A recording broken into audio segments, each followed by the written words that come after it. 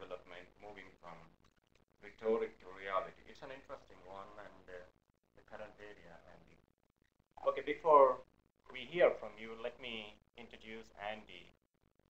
He's very well known even in ICRUSAT also. He's not new to ICRUSAT. Many of you know him very well. And as he used to work at ICRUSAT India office from 1997 to 2004. And after that, he moved to UNU Merit in the Netherlands.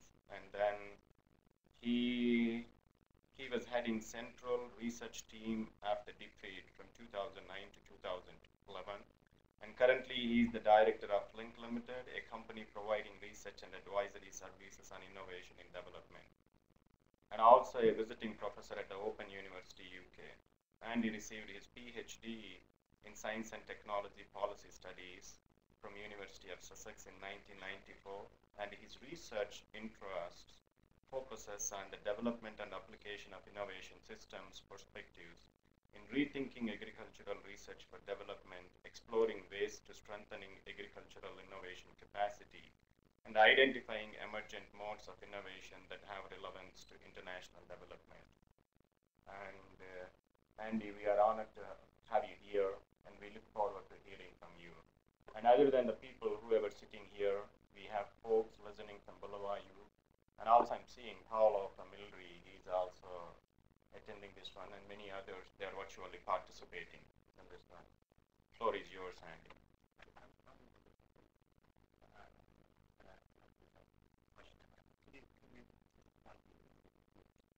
Oh, yes.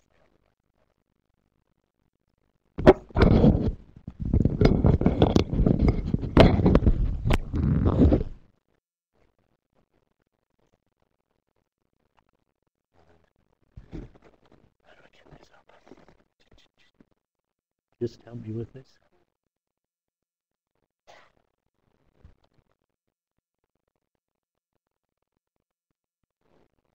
Okay.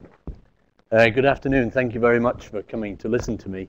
I've been actually back in Hyderabad for about a month, and I thought I was going to be able to be in Hyderabad incognito, but I accidentally bumped into Bellam Reddy coming out of a bar one afternoon after I'd been doing some research on sorghum-based beverages.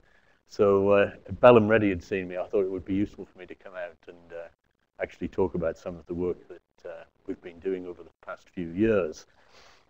It's actually a great pleasure to be coming back and yet again talking about innovation systems and ideas about research for development. It was in a little office just at the end of that corridor that we wrote our first paper about innovation systems. Back in, I think it was either 1999 or 2000, which seems like an awfully long time ago. And since we've written that paper, many people have picked up on that idea and have taken it forward. So it's a pleasure to come back to where we came up with our original idea. What I'm going to talk to you about this afternoon is agricultural research for development. And I've got a rather kind of long and rambling presentation, which I'll try and keep as painless as possible. But I think, as you all know, agricultural research for development is something that a lot of people are talking about. It seems to be a style of doing agricultural research, not just for the science alone, but to actually try and achieve development outcomes. So I'll try and put some flesh onto the bones of that. And I think my main message this afternoon is that moving from the rhetoric of agricultural research for development, because in a sense we've all been saying that's what we've been doing for many years, to the reality of actually doing it, what it really means is moving from the nuts and bolts view of innovation systems, and I'll talk about what innovation systems are in a minute, those nuts and bolts being partnerships, platforms, innovation brokers, all very important things. But I think my main message is we need to be moving from that sort of view of what innovation systems means to a view which is much more about learning systems that support adaptive behavior and which rely on both new and old M&E approaches. I normally give this slide when I'm talking to students, so I hope I'm not going to patronize you, but it's often quite useful to get us on the same page with some of our language. Three very distinct things which we often use interchangeably, so it's quite useful to understand what those differences are. Research, about collecting and analyzing information to increase our understanding of a topic or issue. Invention, and this is the one that we normally get confused with, the discovery or creation of something new to the world. And innovation, now we're all talking about innovation, but sometimes we use that term interchangeably with invention. Innovation is the culmination of a series of events that make use, and that's the important part of this sentence, to make use of existing and or new information, or a combination of these, this new and existing information, in ways that have social or economic significance. So converting ideas into money is one way of talking about innovation. Converting ideas into social good, which is what we're all really concerned with. Why have we had this shift from talking about research to innovation in agriculture? Why are we not just talking about research anymore? Why are we talking about agricultural research for development? A couple of things which are all very familiar to you. The increasing results orientation amongst funders of research. We're all under enormous pressure to prove that our research is actually having the impact that we're promising. A long history where we've talked of shelves of technology, poor uptake, weak demand orientation of research. And I'm going to talk a little bit about the Research into Use program in a moment to give some examples of those problems. An increasingly complex agenda: food, environment, poverty reduction, fuel, changing consumer demands, where innovation is required that sits across some of those sorts of domains. New players and more prominent role for the private sector, again making us think more towards innovation and development, and an improved understanding of how ideas and technologies come into use. And that's really been the main focus of my work over the years, trying to get a better understanding of how this thing called innovation actually takes place. I don't know if this sort of picture's familiar to some of you. It's really setting out two different views of how innovation takes place. The first is what's often referred to as a linear view, where we do research, we deliver technology, and innovation takes place. Technological change takes place for the farmer, and that's innovation. It's using research. The second is a more systems view, where research is part of a whole cloud of activity, where different sorts of information are joined up together by different people, and learning takes place as a result of that interaction. And those innovations are innovations both in the sense of the adoption and use of new varieties, but those innovations are also new ways of doing research to have those sorts of outcomes. So there's both technological innovation as well as innovations in the way we organize our work. Now, the next is a set of slides which kind of show how we've built up this idea of innovation systems over time and how our understanding of innovation as a process has become ever more complicated. There's our original model, if you like, of research, technology development, delivery to farmers, and innovation in and around farmers, which then is picked up by markets. Now, I'm not saying that that's not a useful way of thinking about certain sorts of technological innovation, but what we've seen over time is this innovation process has A, become more complicated, but B, our understanding of it has become more sophisticated. So we've seen that innovation often requires innovation in public policy. For example, the Green Revolution in India was as much to do with new varieties as it was to do with marketing policies, a public procurement system, the supply of inputs such as fertilizer. So we're seeing different sorts of innovation which are important in the development process, how markets work, technological change, different sorts of policy. And then over time, we've seen that there's other players start to come into the innovation process. NGO support services, for example, and then we're seeing innovations in the way technologies are supplied to farmers and innovations in the way products are marketed. So this picture builds up slowly over time. More and more players start to enter the picture. Different sorts of innovations are seen across the whole environment, some technological, some institutional, in other words, the way people work, some innovations about the way research is organized, so innovations that make farmers more involved in the research process, for example, farmer participatory research. On it goes, increasing role of the private sector, social entrepreneurs, small-scale enterprises, farmer and industry associations, policy advocacy groups. They've been very important around the deployment of biotechnology, for example. So the picture becomes more and more crowded. And where we get to is this final picture of a very crowded innovation landscape, a lot of different sorts of innovation being required to make development happen. And driving this is this learning loop that I've put in the middle. And I'm going to keep coming back to this learning loop because I think this is possibly the most critical thing that we need to consider when we're thinking about moving from agricultural research to agricultural research for development. It's about this continuous renewal of the way we work. Okay, so that's a kind of serial killer type diagram, as somebody once described it, which looks very complicated. But if you boil it down, we actually see it's just these two different views on how innovation takes place. This next slide relates to the work that we did under DFID's Research into Use program. And I put this slide up because the Research into Use program was an attempt to break out of this cycle of saying, we've done a lot of good research, and now let's see how we can actually get that research put into use. So how can we move from doing research to doing agricultural research for development?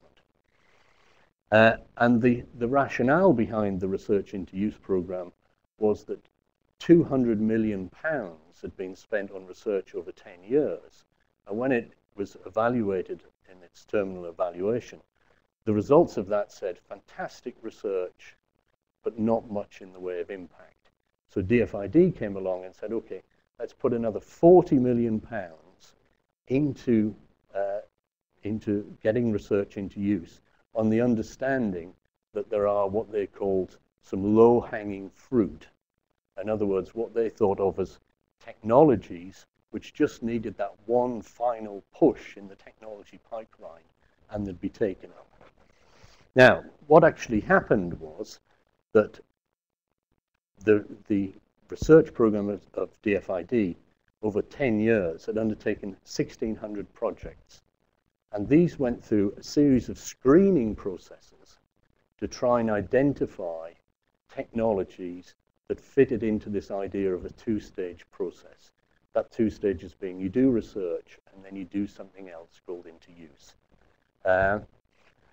So the screening went something like this. They were first screened in 2006, and out of the 1,600 projects, a short list of 280 were identified as promising research products for into use.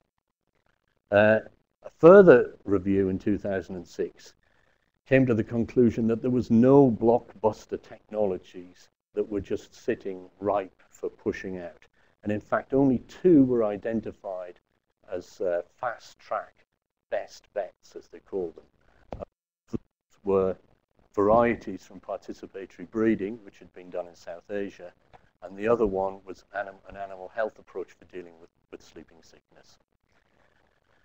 At this point, RIU started to panic because it was wondering, well, what is it that we're actually going to put into use? So in 2007, they got the private sector to review the 280 shortlisted technologies to see if there was anything that the private sector could see that they could pick up and push. They didn't find any. In In 2008, they set up a challenge program to encourage projects to develop proposals identifying projects, research products that perhaps could be put into use. Those projects cited 50 research products, but actually, when you looked at the proposals in detail, it was mainly camouflaging to access funds, and in reality, there was probably research products that could be said to be coming from TFID's original research, and many of those were institutional, actually. Things differently, particularly around market development. So another review by RIU in 2009 found no further targets, and then finally they only managed to pull out bets TFID research. Now, if you do the maths on this, it says they started with 1,600 projects, produced no blockbuster technologies that were obvious to large-scale investments in, and probably 20 research products that was suitable for a post-research program along the lines of RIU. Now, what this is saying is that this idea that you can do research and then do something else that puts it into use is probably only relevant to 1 to 2% of research products. Now, that's quite a frightening idea, because what it says is that research to technology delivery to innovation type of model probably only holds true for 1 to 2% of research projects, and that's probably things like varieties and vaccines, and that the rest of research products are more amenable to a systems view. So one can see why ideas like innovation systems have become so, I wouldn't say important, but why people have started to become particularly interested in them, and why those sorts of ideas are underpinning this new approach of agricultural research for development. It's trying to move away from thinking that all of our research fits into this sort of pipeline model, and recognizing that research is embedded in a much wider set of activities that are required to make innovation and development happen. Okay, so now this is a bit of a complex slide, which I don't want you to read, but I'll just talk to it. I guess over the last 5 years, we've all got excited about this innovation systems idea. And people like myself and others have been talking about this need to build innovation capacity. So to build these networks and interactions that connect research to other players of knowledge and allow innovation to take place. And my question on this slide is, well, we've done all of these things, but have we forgotten about research in all our excitement about building innovation capacity?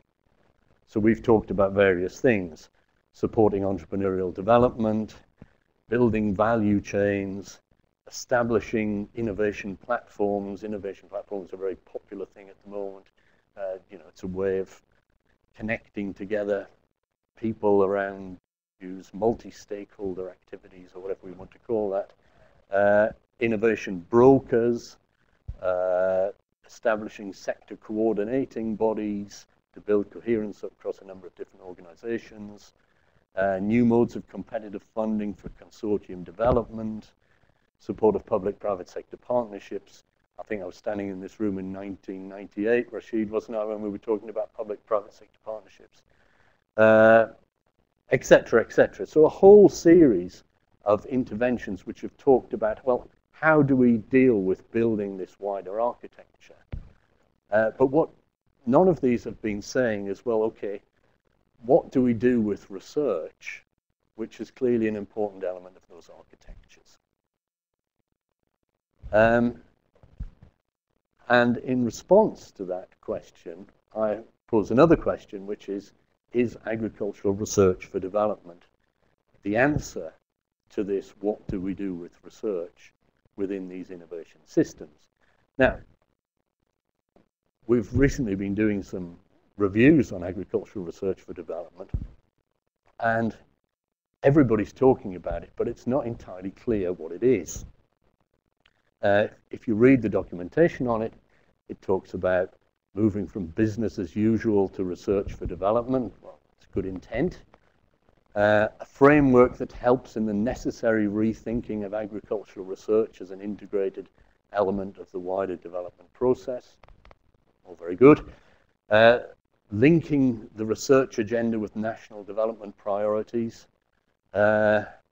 Increasing coordination, interaction, interlinking, partnerships, blah, blah, blah, and securing innovative financing and resources. These are all kind of statements of intent, but the question comes as well, what do you do on Monday morning with these sorts of things? What is this agricultural research for development beast? Doug Horton, who's been working on organisational development in research organisations for many years, comes to this conclusion. He says that for research organisations to shift their focus from doing research to using research to foster innovation, they're likely to need changes in the following areas: strategy formulation, accountability to end users and beneficiaries, partnership policies, planning and evaluation systems, and I would add to that monitoring systems also, incentives, administration and finance, and organizational arrangements. So a fairly wide menu of things that research organizations such as ICRISAT, such as the CG centers, such as national programs, have really got to get to grips with if they're going to rethink and retool their articulation interaction with these wider innovation systems that we've busily been running around saying how we should build. Two other points on what needs to bring in an agricultural research for development perspective, and this is some work by Hawkins and others talking about integrated agricultural research for development, which seems to me to be the same thing as AR for D, but with just an I added. Their conclusion is you need to create, if you create the enabling environment, and create the enabling environment and IAR for D activities may take place, try to implement the actions without first creating favorable conditions, and the results will be disappointing or unsustainable.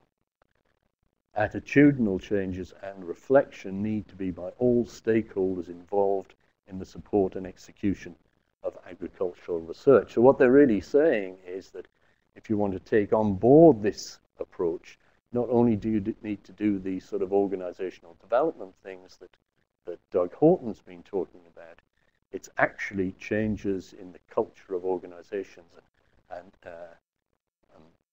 the sort of ways of working which are likely to support research being connected to the innovation process. So really that raises the question, you know, are these propositions realistic in the real world? And that's where I'm going to bring you onto a little case study. I can see my time is ticking on here, of some work that I've been doing in Papua New Guinea. I've just spent probably the last year or so researching and writing up a capacity development program, which is called the ARDSF, another dreadful development acronym, Agricultural Research for Development Support Facility, a 5-year program funded by the Australians to help research organizations in Papua New Guinea deliver services to farmers. We've reviewed it and we thought it was quite good, and it did 4 of the following things. It facilitated rethinking. So this idea of AR for D and the idea of an agricultural innovation system was used to help research organizations develop a new theory of change about how research leads to development outcomes. And this was used to define the capacity building needs of those organizations. This idea of theory of change is quite important here. Theory of change is basically about getting organizations to set out the causal steps between what they're doing and what they want to achieve. So it's about defining what your impact pathway is and interrogating the assumptions that are in that pathway. So AR for D, but actually more innovation systems, was used to help those organizations really rethink the rhetoric of we're doing research for development. And it was used to reveal to them that actually if they carried on doing what they were doing, they were never going to achieve the sorts of development outcomes that they were expecting. So that was the first thing that was done. Then, based on this new theory of change that these organizations developed, and it took them a long time to do it, new strategic plans, results-based management and program structures were developed. New partnership and communication skills and strategies were also put in place. So they started to do conventional capacity building things, but with a view to servicing that new theory of change that they developed. The other thing that they did was to pilot a new service delivery mechanism. So a mechanism about how research delivers to farmers. And they used a grant scheme to support innovation projects that created livelihood opportunities for farmers. And these innovation projects were not doing what RIU did of saying, okay, we've got some promising research products that we need to get out. It was saying, okay, what opportunities are out there and what coalitions of people do we need to get around those opportunities? And those coalitions would involve research organizations, but also development organizations. How do we get those? What's the organizational grouping that we need to take advantage of those opportunities? And then the fourth thing that it did, it explicitly tried to influence sector policies. And one of the ways that it did this was to develop a policy forum where researchers and policymakers sat down to discuss prospects in the sector, but also to discuss what sorts of policy instruments were required to support smallholder agriculture in the country. And one of the outcomes of that policy research dialogue was that they were able to argue for a national agricultural innovation grant scheme and a new national agricultural innovation support facility. And in a sense, that mechanism that put in place was an innovation systems interpretation of the apex research organizations that countries like India have. India has a Indian Council for Agricultural Research as its apex organization. In Papua New Guinea, they're trying to put in place a national agricultural innovation support facility which will help identify opportunities and cluster people and finances around them. Okay, very quickly, what worked and what didn't. Highly contested approach. 5 years of fighting between people, and mainly fighting about these two different perspectives on how innovation takes place.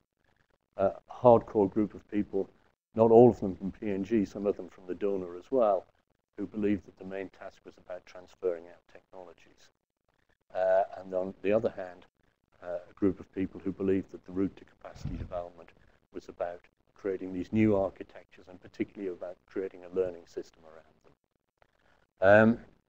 Highly labor intensive. 2 years were spent rethinking strategic plans and running workshops. It reminds me of the old days of ICRISAT, even before I got there, where we talked about paralysis by analysis. But they actually had to go through this process of redefining what their theories of change were before they could start to develop strategic plans and move forward. AR for D as a mantra rather than an aid to practice. I've been guilty of that on many occasions, but that was certainly one of the problems that they encountered. It became almost like a religion, if you like. I've talked about theories of change. Grant schemes proved to be catalytic in stimulating change, as did the formal institute. They were as catalytic in stimulating institutional change as were the formal institutional development activities. So the grant scheme provided an opportunity for people to start and work in new ways that linked research to development more effectively. Links to policy were critical, I've talked about that. A lot of learning, organization, rhetoric. The program talked very much about creating learning organizations, but my feeling was that the M&E system, despite the fact of being very sophisticated and well thought through, proved very difficult to operationalize. 5 years too short for that, it needed 10. Okay, I'll move on to this one. If you'll just bear with me another 10 minutes, I reckon. I'm moving on to a sort of different set of experiences that I've had recently, which has been doing some review work in Africa on AR4D programs and projects. And I won't explain who it is because it'll allow me to be slightly more critical than I could have been if I revealed who it was. But a number of kind of observations come up from this AR4D experience, and people are trying to put these ideas into practice, and then they're struggling, and they admit that they're struggling. So some of the things that we've seen: innovation platforms, often little more than farmer groups, limited links to policy, quite often limited links to the market and private sector, often problem rather than opportunity focused. The tendency is, okay, we've developed a farmer group, which we're going to call an innovation platform. We're now going to identify the 10 most difficult challenges in this environment, and naturally people kind of get stuck, rather than saying, well, okay, here are some interesting opportunities in our environment. What sort of people could we bring together to try and address those opportunities? Where does research fit into it?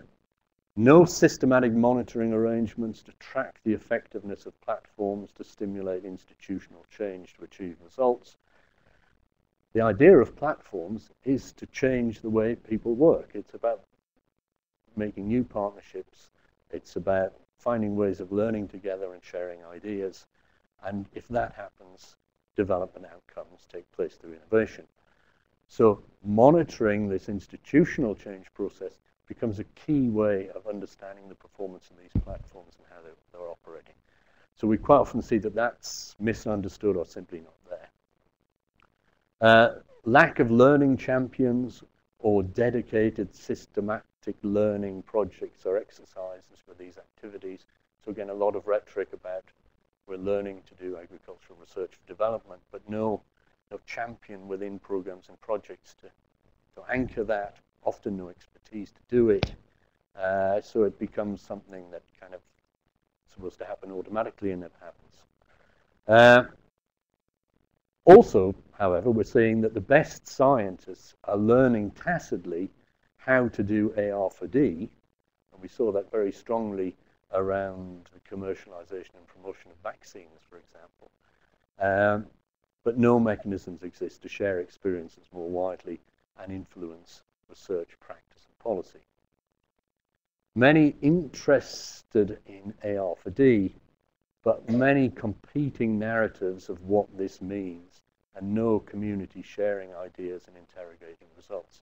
Everybody's got their own view on what AR4D is, and everybody's got their own brand of it, and that's really not helping to develop this new form of practice, and it's quite often competitive between different people. Our AR4D is better than yours, so you're doing it wrong. Impact pathway analysis used largely to report to the donor rather than managing implementation.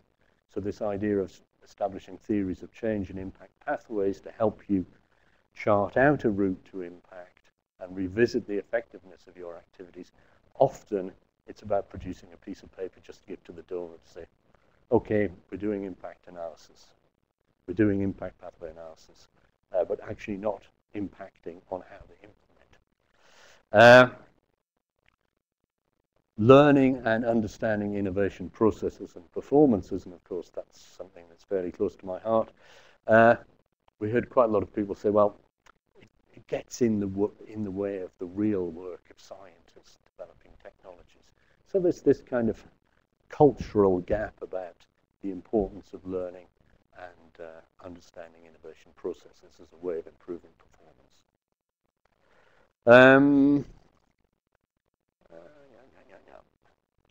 What are the contours of AR4D in practice? Well, I mean, this is very much work in progress, but I think some of the important things that are coming out of this is it's a framework for rethinking theories of change and using this to rethink capacity building needs, operational strategies, and research practice. So it helps us really interrogate our own theories of change and how we're expecting our work to have impact. It involves funding arrangements for new sorts of innovation projects that blend research and development and which focus on opportunities. That seems to be quite key. A cluster of practices that are partnership-based, results-driven, and learning-oriented. Again, that's starting to sound somewhat rhetorical, but that seems to be what's important in it. Explicit efforts to influence the policy and institutional environment. It seems to me that a key part of AR4D is recognizing that dealing with the enabling environment of policies and institutions is a key part of doing research for development. And finally, a robust learning system. And I think what you've probably seen from those two examples is that that's the thing that is most difficult to do and is rarely done well. Now this is a bit of a busy slide, but this comes from our kind of recent analysis of AR4D, and it's making a number of points.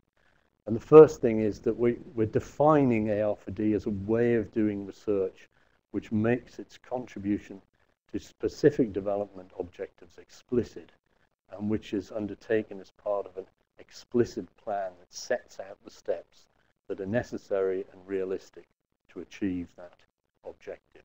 So it's very much about making the theory of change in research practice explicit and transparent, and seeing if that theory of change works.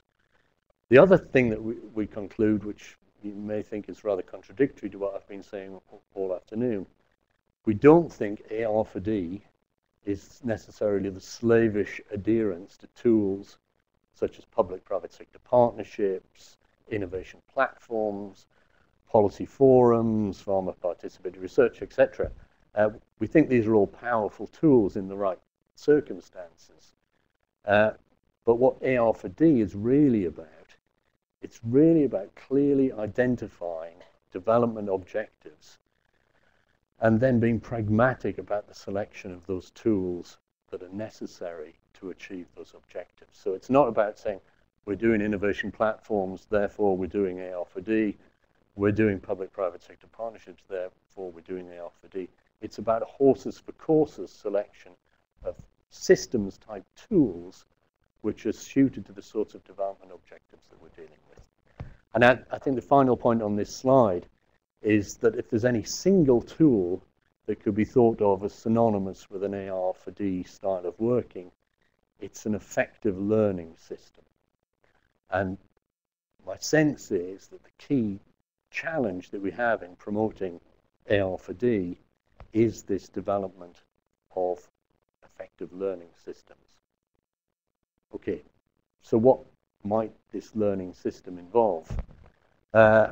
Well, it involves an effective performance management or M&E system, and I've got another slide which I'm not going to really have time to get onto, but it's talking about performance management systems which have old style M&E things such as impact assessment, measuring what the outcomes are, but also has new style monitoring tools which are about looking at processes, understanding the causal, plausible connections between processes and outcomes, and a whole raft of these sorts of monitoring tools which are commonly used in the development sector but are rare in the research sector.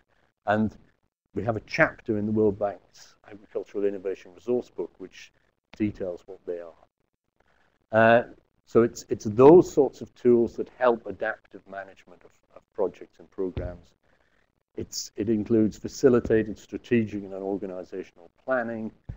It includes a research culture that supports an institutional learning and change agenda. It includes operations research, and that's kind of the thing that I do quite a lot, that explores processes and pathways to impact. So it's making that a scientific inquiry rather than it's something that's done informally. And it includes linking to a community of practice to share experiences and lessons, to interrogate whether what we're actually doing is achieving the sorts of results that we say it is. Now, I'm going to skip those slides, even though they've got lovely pictures, which give some examples of these different sorts of monitoring and evaluation tools that could be used in these learning systems. But I'm going to end with what I think is the big challenge, and it's a challenge for people like me as much as anybody else. Because I think for the advocates of AR4D, there's a critical question that we can't avoid any longer. And the question is, does it work? Does it deliver the development impact that we're promising? And I think what we've got to move beyond are the sort of conceptually elaborate and sophisticated explanations of how the innovation process works, to actually start and make these links between different forms of innovation capacity that we're developing and the sorts of development outcomes that we're promising.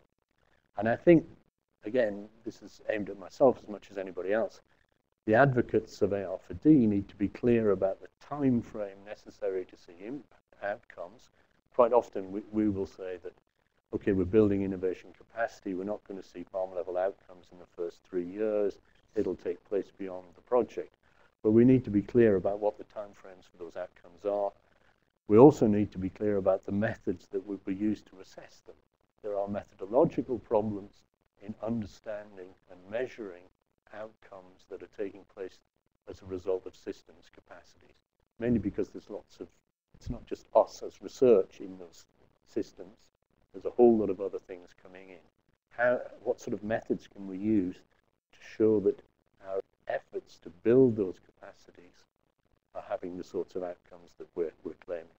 So there's methodological challenges, and there's also a challenge of the format which evidence will be delivered in. We suffered very much from this when we worked from DFID. We were explaining what sorts of institutional changes had taken place. They wanted to know how many poor people were benefiting, and we never managed to bridge that gap. And finally, developing and applying these methods is a critical element of the learning system required to usher in the emergence of more impactful agricultural research.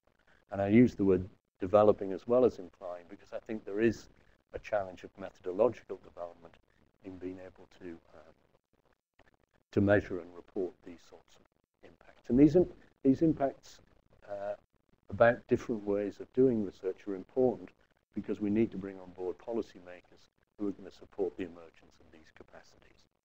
So that's it, run over time. Final slide. If you listen very carefully in the background, you will hear the presses rolling down in Red Hills in Hyderabad, where we're printing this book, which is Capacity Building for Agricultural Research for Development, Lessons from Practice in PNG, which is where a lot of this material has come from. Thank you very much.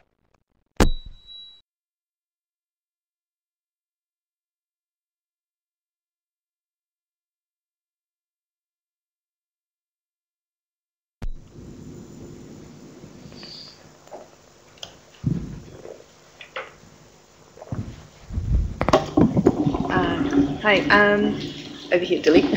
Andy, thank you. I enjoyed the presentation a lot.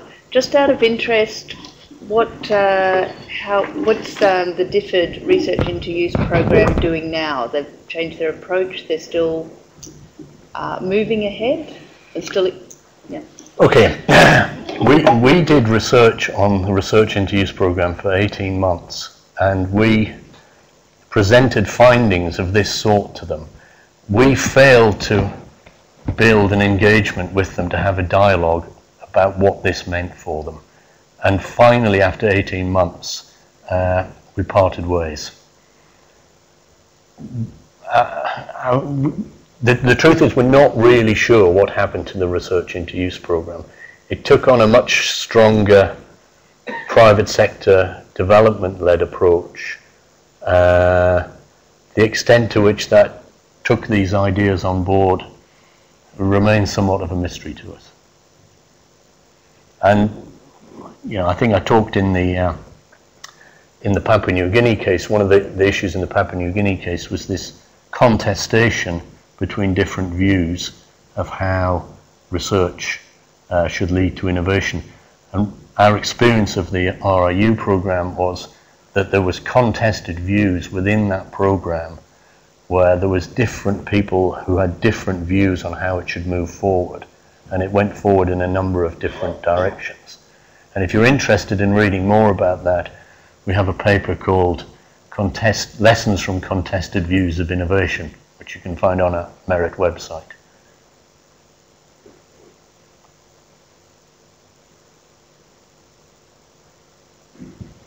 Michael. And yeah, we discussed that lots of times, I guess. The whole issue of adoption of technologies, yeah? Those, I don't know, 98% or so which have no chance of adopting, they're just not good enough economically. Lots of them are just not attractive for people to adopt. How do you address that in your whole system? Well, I think if you had an AR for D approach where research was more strongly articulated with users of technology, but also intermediaries in the innovation process, your research agenda over time would change. Because in a sense, the whole basket of unadopted technologies, it's not that the technologies themselves are not good, although they're not perhaps good. The real problem is that the research process that's delivered them is not responding to demands or needs, or is producing technologies which don't fit into slots or don't perform economically enough. So it's not an issue of the technology per se. I think it's an issue of researchers, the links between research and the wider innovation system, and how those two could work more effectively together to develop a whole series of different styles and types of technology. And I think that's the AR for D challenge of, well, how do we retool ourselves so that we are better connected into value chains, better connected into the world of development, world of private sector activity, so that our research becomes a responsive element of that system. There's two other arguments that go with that, of course. One is that there is undoubtedly a class of technologies which fit quite well into that two-stage process. I think it's a relatively small class of technologies. The other thing is that there's a whole bunch of what I would call foundational research which needs to be conducted to understand broad problem areas before you can get into a position of saying, well, okay, now we have an understanding of this, and now research has a more effective role in embedding itself in this wider system. Now, the kind of real challenge here is, where do you put your money? Do you put your money all in the 2% box, and then which bits of foundational research do you need to do as an essentially independent activity which will lay the foundations for the future, and then which bits of research do you need to do in this more articulated fashion? And making those decisions is complicated. Partially it's complicated by who's funding the research and for what purpose, and potentially has tensions, certainly for the CG centres, where we have a series of donors who are very much focused on development relevance and development outcomes, but are probably not so focused on foundational activities. So there's many dilemmas there. This is not a kind of cut and dried situation. At the back. Having had a long experience with the Indian NARS, what I notice is that the whole phrase of AR for D is missing. If you see any of the national documents, I don't think you can come across this one. Maybe because that most of the people are handling very small projects, big projects are not there, and organizational, institutional innovations are not there. I think recently the National Agriculture Innovation Project has come. Probably it might sort of address and bring that phrase back into the Indian agricultural research system. But it doesn't mean that whatever research the scientists are doing is not going to lead to any developmental activities. But I think it's an institutional responsibility to see that all these outcomes and technologies are packaged in such a way that, and then give to the farming community or to the rural people as a package, so that all those bits and pieces will be addressing the major issues of poverty alleviation or whatever it is. I think this has to be taken up, and I think your work, your book on capacity building for agricultural research for development will be very useful. But at this point of time, what is your view on Indian NARS research, and what do you say to them? Well, the story of the Indian Council of Agricultural Research is a book in itself.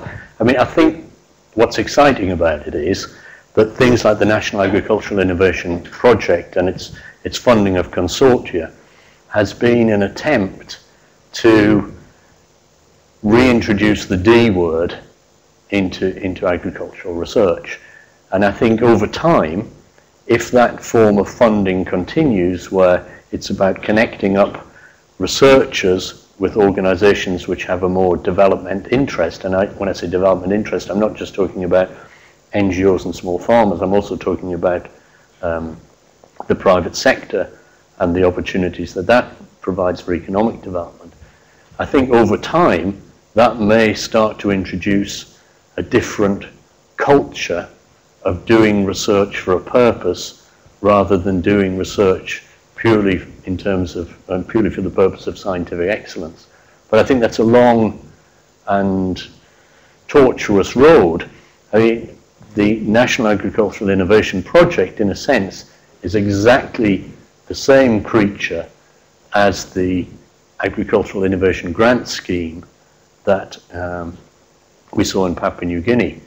Now, for that to be successful in Papua New Guinea, what's going to happen is that there's going to have to be a kind of different policy instrument which supports agricultural research for development, and one of its sub-tools, if you like, is the grant scheme. Now, the extent that could happen in India, I think it's probably much more difficult, but it's probably at the policy level that that change is needed to enable research to become more development focused. I can see one behind you. So in my mind, research and development, the life was very simple. Research was something and development was another baby, and it allowed elbow room for both the players to play around. But as soon as we remove the and put for there, you bring in more stakeholders there. Yeah. So when we talk about capacity building, whose capacity building are we talking about? Because there are so many stakeholders there. Okay. Capacity building is one of those words that I should have defined at the beginning. It's a very misunderstood word. It's often understood in terms that you've just used, which is about the capacity of individuals to do things. I think that's an important part of capacity, but when I'm talking about capacity building, I'm talking about capacity of systems. So it's about the linkages between different parts of that system. It's about forms of behavior which allow learning and innovation to take place. It's about the institutional environment, cultures of organizations. It's about the policy environment. So it's about all of those different bits.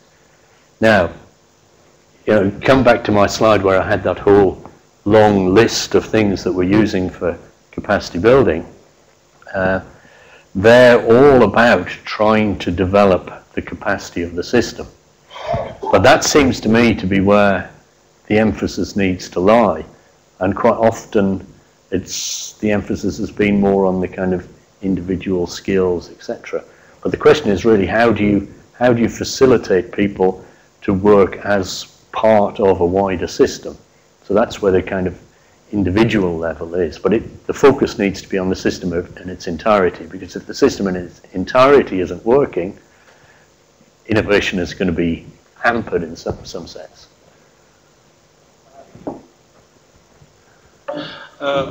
I'm just trying to understand, like, is there any difference between agriculture research and agriculture research for development? I just want to pick from Dr. Rhetoric. So researchers are doing work, but like ultimately, what is the goal? The goal or the objective is ultimately development. It's more of the way we do it, how we do it, and in the process, are we getting it to innovations? So the new acronym that is research for development. That has come into picture is it because of more thrust that is laid from the donors to focus more on development objectives, and in the process how is that we are going to, what is the trade-off we are doing, or how is that we optimize in terms of how much we need to spend our time on development goals, and how much is that we need to spend on, like, where is it, how is that we need to optimize this? Well, I mean, I think that's an empirical question. Agricultural research for development is a response to the weak performance of research as a development tool. We've put lots of development money into agricultural research, but we haven't seen the sort of development outcomes that it's promised. So there's a move now to try and think, well, how do we do this differently? And you used the word optimize, I probably wouldn't use that. How do we do this differently so that we're ensuring that we get out of this research investment the sorts of development outcomes that we require? But the real answer to this is that we simply don't know how to do it. We've got some good ideas that come from systems, etc., etc. But what we need to do is to start and critically assess how effective these different ways of working are in achieving those outcomes. This is why I'm putting great emphasis on the kind of learning and reflection part of the AR4D, because we don't know the answer. We don't know how to, in your words, optimize this. We don't know what sorts of ways of working and investments would have the greatest impact. So we need to be continuously revisiting that to try and work out what works best. And I really do believe it's both an important managerial task in implementing research projects, but it's also an important research task in itself of trying to unpick what's working and what isn't working, and what mixture of research and development together are valuable for different sorts of development projects or development problems. So I think there's a long, long road to travel. We're not going to come up with the answer and say, okay, this is how we do this, we've optimized this. No, it's going to be a continuous process of learning and change. I'm wondering how much of a disaster really is this, that it's not working as well as it could. When I know that DFID has also done some other research looking at the return on investment of agricultural research compared to extension, road building, primary education. Agricultural research came out way on top. I mean, it was a very high return on investment. So, I mean, it may not be perfect, maybe all sorts of bumbling along that's going, but is it so bad that it needs to rethink institutions very significantly to have a major impact? Or is it just a case that it could be a little bit better than it is? I think it needs a major rethink, and I'll tell you why I say that for two reasons. I think a lot of the impact assessment work is methodologically flawed. There was a meta-review of impact assessment work that says that the rate of return ranged from 0 to 7,000%. Well, clearly there's something strange about that. But the real reason it's methodologically flawed is that having impact from research means this whole cloud of activities that we call an innovation system. Now, when you're seeing a very high rate of returns to research investment, you're seeing not a return from the investment in research per se, you're seeing a return from the nature of innovation capacity. So our view is that this problem shifts attention from trying to pick winning research topics, which is what priority setting has normally done in the past, to trying to pick types of innovation capacity that will support research to deliver those sorts of high returns. So I think it is a fundamental problem, and I think it is something that needs to be addressed through institutional change of the sort I'm talking about. But, you know, I throw my own rhetoric back at me, and this is why I've put this last slide. We've been saying for a number of years that these different architectures can deliver better than, let's say, the standard architecture, and in fact there is no standard architecture, if the truth be known. I think the time has come for us to start and come up with some numbers to explain and demonstrate that doing things in this different way will have enhanced outcomes. So I think, you know, the ball is very much back in the court of, well, probably not people like me, because I'm not very good with numbers, if the truth be known, but certainly in the court of the innovation and impact assessment type people to really come up with a convincing story of how these different approaches are actually having impacts. Thanks, Andy. A quick question before we break for the tea, and we can continue the discussions over tea also. See, you touched based on monitoring the evaluation, and also you mentioned about the importance of the outcome impacts. See, when we say something worked out and something didn't work out, so how do we measure that one? Like maybe as you are mentioning, like there are several ways, and we do have several outcome mapping mechanisms, like IDRC, they have their own mechanism, DFID, they have their own mechanism, and even in the same way, like Gates Foundation, they have their own mechanism. But in most of the aspects, when we are talking about the agricultural research for development, and the measurement of the impact in terms of numbers is not that easy. So, I agree with you. Yeah, but when we take up the qualitative assessment, maybe that would be an option. When people are talking about the ethnographic approaches, what is your views? Like maybe when you are working on all these areas, what did you find most interesting or most promising one to see or to measure? This is like an impact investment rather than an aid investment.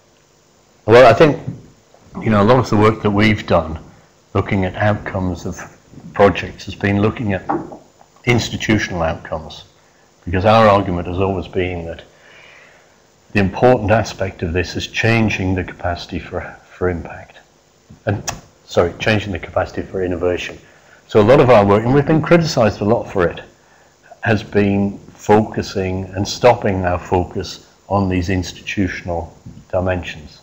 So how are farmers more involved in the research process? What are the links between public and private sector partners? So I mean, we've had a lot of emphasis on qualitatively describing these sorts of processes and capacities.